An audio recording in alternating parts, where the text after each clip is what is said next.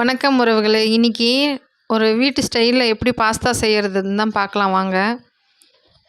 அது பாஸ்தா வந்து ஒரு 1/4 கிலோ பக்கமா வேக வச்சு எடுத்துக்கிட்டேன்.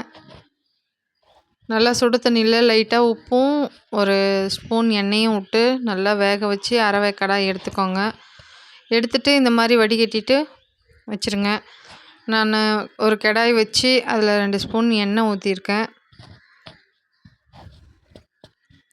பெரிய வெங்காயம் ஒரு 3 கட் பண்ணி வச்சுருக்கேன்.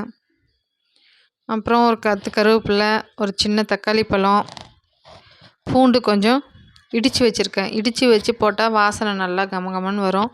அதனால் பூண்டு இடித்து வச்சுருக்கேன்.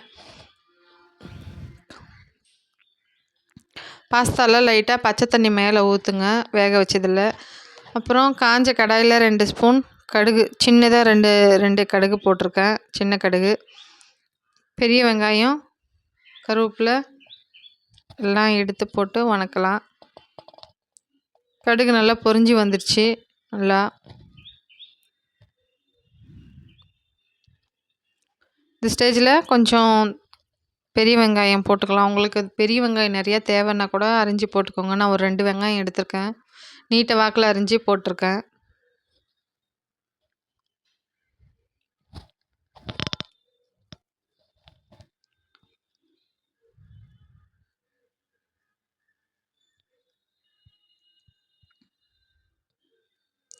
நல்லா வணங்கி வரக்குள்ளே பார்த்து நம்ம கருவேப்பிலையும் தட்டி வச்ச பூண்டும் போட்டுக்கலாம். தட்டி வச்ச பூண்டு ஏன் அப்படி போட்டுக்கிறோம் அப்படின்னா, பூண்டு முழுசாக போட்டால் நம்மளுக்கு அதில் இருக்கிற அந்த இது கிடைக்காது, ஒரு வாசனையும் ஒரு இதுவும் கிடைக்காது. அதனால் நம்ம என்ன பண்ணுறோம், தட்டி வச்ச பூண்டும் காஞ்ச கருவேப்பிலையும் போட்டு நல்லா அந்த பூண்டு தட்டி வச்சு போட்டப்போ வாசனை பாருங்கள், அப்படியே வீடே கமகமன்னு வரும். பாஸ்தாக்கு மட்டும் இல்லை, நீங்கள் எல்லா சமையலுக்கும் அப்படி செஞ்சு பாருங்கள். பூண்டு ஒரு மீன் குழம்பு, ஒரு கறி குழம்பு, இந்த மாதிரி எந்த குழம்பா இருந்தாலும், ஏன் சாம்பாருக்கு கூட பூண்டு அப்படியே பருப்பில் உரித்து போடாதீங்க, தட்டி போடுங்க, செம்மையாக இருக்கும். தக்காளி ஒரு சின்ன பழம் தக்காளி எடுத்து நல்லா கட் பண்ணி அதுவும் வணக்கிக்கிறேன். உங்களுக்கு தக்காளி வேணாம் அப்படின்னாக்கா நீங்கள் லெமன் புழிஞ்சு விட்டுக்கலாம்.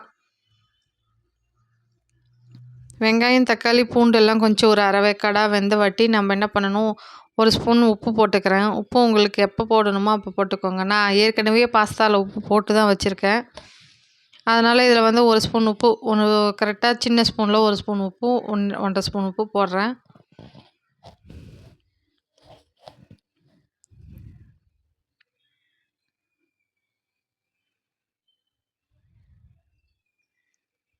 அது நல்லா வணங்கி வரட்டும், நல்லா வணக்கி விடுங்க.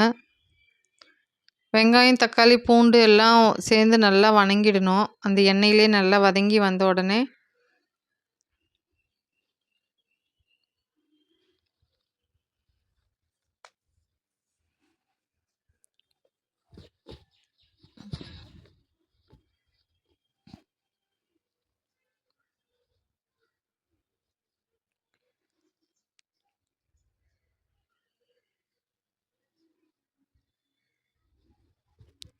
உங்கள்கிட்ட வீட்டில் வந்து சில்லி பொடி, மட்டன் பொடி, கறி மசாலா அது எதுவாக இருந்தாலும் கொஞ்சம் ஒரு ஸ்பூன் போட்டுக்கோங்க.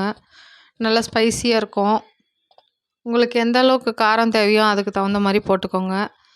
நான் வந்து இதில் பச்சை மிளகாய் போடலை, பசங்க சாப்பிட மாட்டாங்கன்ட்டு பச்சை மிளகாய்க்கு பதிலாக நான் வந்து மிளகாய்த்தூள், தனி மிளகாய்த்தூள் போட்டிருக்கேன். இதுவும் நல்லா ஒரு வணக்கி விடுங்க. ஏன்னா அதில் இருக்கிற பச்சை வாசனைலாம் போகும். மிளகாத்தூளும் அடி பிடிக்காமல் பார்த்துக்கோங்க. அடுப்பு சிம்மில் வச்சுக்கோங்க.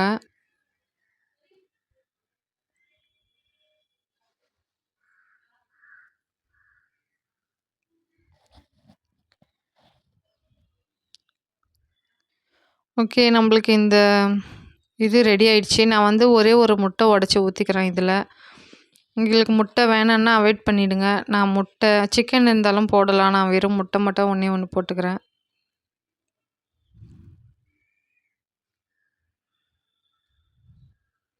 இது ரொம்ப கிளறி விடாதீங்க, சும்மா லைட்டாக கிளறி விடுங்க. ஏன்னா அது அப்படி முட்டை நிறைய இருக்கிற மாதிரி தெரியணும்.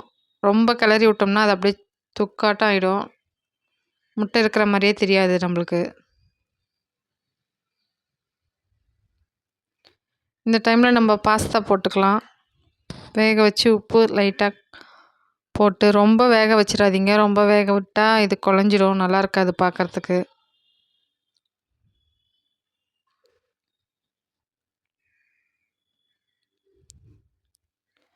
இதை ஒரு நல்லா கிளறி விடுங்க. எல்லா பாஸ்தாலும் அப்ளை ஆகிற மாதிரி நல்லா கலந்து விடுங்க.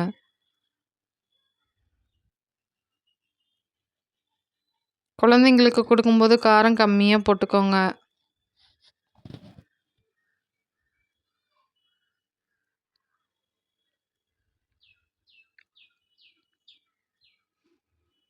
உங்களுக்கு லெமன் வேணும் அப்படின்னாக்கா இந்த டைமில் லெமன் புழிஞ்சு விட்டுக்கலாம். கருவேப்பிலை கொத்தமல்லி போட்டுக்கலாம்.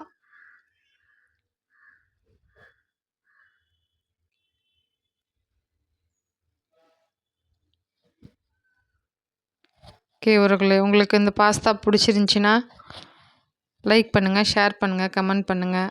நிஜமாலுமே நாங்கள் சாப்பிட்டு பார்த்துட்டு அப்புறம் தான் நான் வீடியோ வந்து எடிட் பண்ணி போட்டேன். உண்மையாலுமே நல்லாயிருக்கு. உங்களுக்கு இந்த மாதிரி வேணும்னா இதே மாதிரி செய்யுங்க. என்னுடைய வீடியோ பார்த்ததுக்கு ரொம்ப நன்றி. இது மாதிரி தினம் வீடியோ வேணும்னா எங்கள் சேனலை லைக் பண்ணுங்கள், ஷேர் பண்ணுங்கள், சப்ஸ்கிரைப் பண்ணுங்கள். நன்றி உறவுகளே.